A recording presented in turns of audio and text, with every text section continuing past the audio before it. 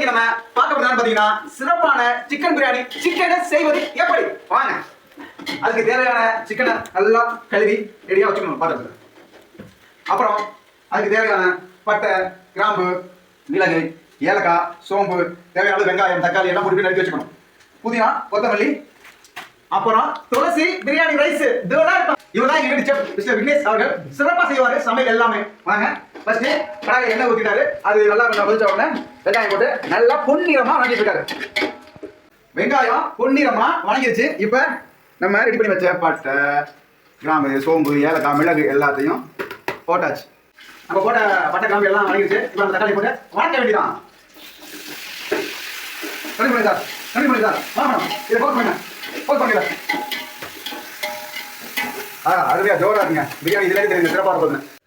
போட்டு நம்ம வந்து நல்லா கிண்டிக்க விட எல்லா பக்கட்டும் மிக்ஸ் ஆகும். நல்லா ரெடி ஆயிடுச்சு. இதுலேயே உங்களுக்கு தெரிஞ்சிடும் எப்படின்னு. எண்ணெயும் தண்ணியும் தெரிஞ்சுட்டா மசாலா வந்து பக்கம் ரெடி ஆயிடுச்சு. இப்போ நம்ம சிக்கனை சிறப்பாக போட வேண்டியதான்.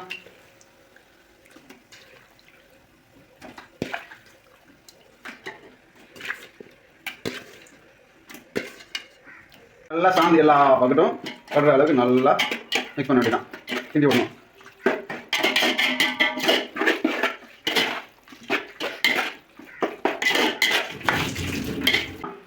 ஒரு அரை லெமன், அரை லெமன். பாருங்க சிக்கன் நல்லா வணங்கிருச்சுங்க. ஜோரா நல்லா அரை வேக்காடு இதுலேயே நல்லா அரை சிக்கன் வெந்துருச்சு. இதுக்கப்புறம் நம்ம தண்ணி ஊற்ற வேண்டியதான். நீங்கள் எந்த ரைஸ் ஏற்றுறீங்களோ அதுக்கேற்ற மாதிரி. நான் அடுத்தது துளசி ரைஸ் 1 கிலோ எடுத்துருக்கேன். இப்போ 1 கிலோ துளசி ரைஸ்னா 2 மணி தண்ணி ஊற்றணும். 3 லிட்டர் தண்ணி ஊற்றி விட்டணும். கொதிச்ச உடனே ரைஸை போட்டு தம்மை போட்டு இறக்க வேண்டியதான். தண்ணி நல்லா கொதி வந்துருச்சுங்க. அதனால அரிசி நான் போட்டுட்டேன். இப்போ மூடி வைக்க போகிறேன். வெந்த உடனே இறக்கிட வேண்டியதான். அப்போ எப்போ நம்ம கொஞ்சம் நல்லா கிண்டி விட்டுக்குவோம். அப்போ தான் பிரியாணி வந்து அடி பிடிக்காமல் தனித்தனியாக வரும். நம்ம வெந்துச்சான்னு பார்க்க போகிறோம்.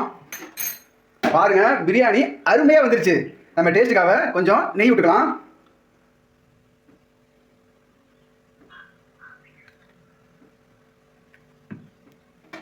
நம்ம ரெடி பண்ண பிரியாணியை ருசிச்சு பார்க்க வேண்டியதான்.